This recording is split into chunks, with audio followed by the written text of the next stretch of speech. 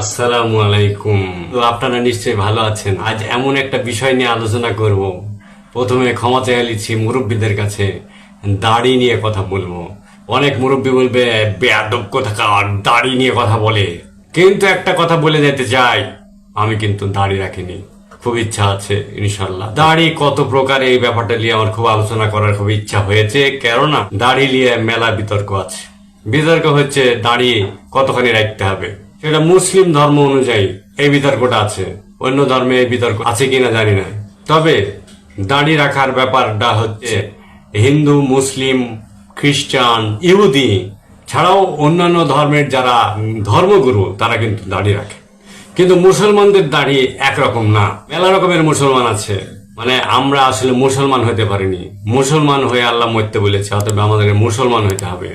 দাড়ি নিয়ে কোনো গন্ডগোল করা যাবে না। তারপরেও আমাদের দাড়ি নিয়ে যে তর্কটা আছে সেটা একটু বলি।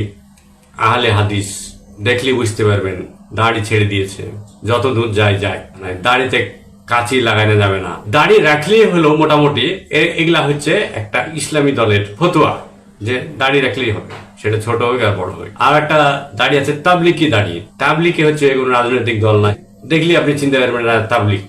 একমোট দাড়ির ব্যাপারে মেলা ফতোয়া আছে, যাবে না। যে নিয়াত করলো যে দাড়ি রেখে দিলাম তারপরে আর কাটা যাবে না, সেটা একটা বিষয়। কিন্তু আর দাড়ি আছে খ্রিস্টান অর্থোডক্সদের একরকম দাড়ি, বড় বড় দাড়ি। আবার ইহুদি ধর্মযাজক যারা, তাদেরও কিন্তু এক ধরনের বড় বড় দাড়ি আছে। কমিউনিস্ট দাড়ি, কমিউনিস্ট দাড়ি আপনি দেখলে চিনতে পারবেন যে লোকটা কমিউনিস্ট কিংবা নাস্তিক। ওদের দাড়ি থাকবে, দাড়ির সাথে এমন মুজ থাকবে যে মুজ মুখের মধ্যে ঢুকে গেছে, ধরেন রবীন্দ্রনাথের মতন কিছুটা বলা যাবে। দাড়ি আর মুছে মুখ কোন জায়গায় খুঁজে পাবেন না।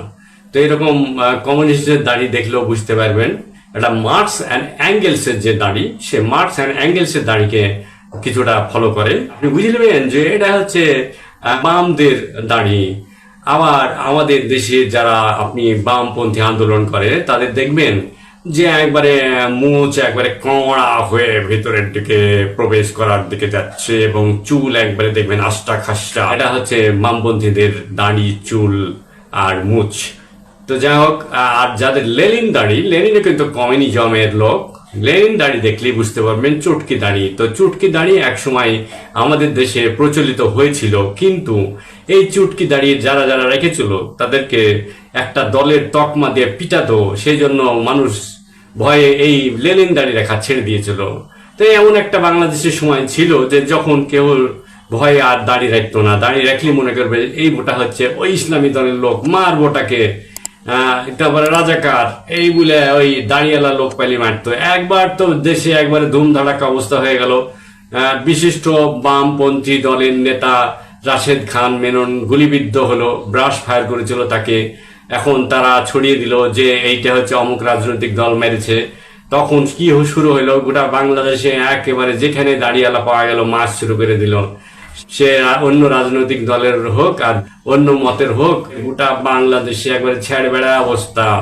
তো এই হয়েছিল একটা সময়। কিন্তু এখন দাড়ি গেছে পাল্টে একবারে একবারে উল্টো পাল্টা। এখন সবাই দাঁড়িয়ে রাখছে, এখন ইয়াং ছেলেবেলা সবাই দাঁড়িয়ে রাখছে।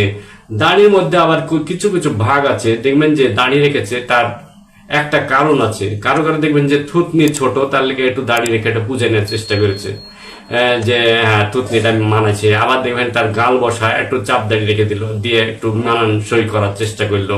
এরকম সিস্টেমের দাড়ি আছে, কারণ এখন দাড়ি রাখলে কোনো সমস্যা হয় না। বাংলাদেশে আজ থেকে 15 বছর আগে কিংবা 20 বছর আগে এই দাড়ি নিয়ে খুব ঝামেলা ছিল। তো এখন আর দাড়ি রাখে না, শুধুমাত্র সেই সময় এন্ড্রু কিশোর দাড়ি রেখেছিল। আর আমাদের এখানে এক বেলাল ভাই দাড়ি রেখেছিল, সে সরকারি দলের লোক, কিন্তু দাড়ি কাটেনি এবং সে যুক্তি দিয়ে দেখাচ্ছে যে আমি আমার ফ্যাশনের জন্য দাড়ি রেখেছি। দাড়িটা কাট ভাই, ভয়ে আর ভাই না বাপ বলেছিল, কিন্তু সে দাড়ি কাটেনি। যাই হোক, তার কোনো ক্ষতি হয়নি। তারপরে পরবর্তীতে দাড়ির যুগ চলে এসছে। এখন বিভিন্ন কাটিং এর দাড়ি রাখছে, একবারে চুয়া কাটিং, কুয়া কাটিং। যেমন ধরেন সেলুনে যাবেন, দেখবেন যে একবারে মেশিন দিয়ে কিচকিচে দাড়ি রেখেছে, চিপ দাড়ি রেখেছে, ফ্যাশনিস্ট দাড়ি রেখেছে। কিন্তু কোন দাড়ি যে আসলে সুন্নতি দাড়ি, এটা আপনি খুঁজে পাবেন না। এর লেগে দাড়িটা হচ্ছে এখন মানুষের ফ্যাশনের একটা অংশ হয়ে গেছে। এক একটা ধর্ম এক এক রকম ধার্মিক কারণে দাড়ি রাখে। কিন্তু এখন ব্যাপারটা উল্টা হয়ে গেছে যার ইচ্ছা দাঁড়িয়ে রাখবে, যার ইচ্ছা দাঁড়িয়ে রাখবে না। এবং কি দাঁড়িয়ে রাখবে সেটা সুন্নতি দাঁড়িয়ে রাখবে, না আহলে হাদিস রাখবে, না হানাফি রাখবে, না মাযহাবি রাখবে, কোনো গতান্তর নাই। এখন দাঁড়িয়ে দেখে বোঝা যাবে না যে কে কোন পার্টির লোক। এইটা সিস্টেমটা চলে আসছে। তো এটা আমি সমাজ বাস্তবতার কথা বলছি, একটু চিন্তা করেন, মন্তব্য করেন, ভালো থাকেন। আর আমার চ্যানেলটা ফলো দিন, আমার চ্যানেলটা সাবস্ক্রাইব করেন। আমার কথা বুঝলাম। আল্লাহ হাফেজ।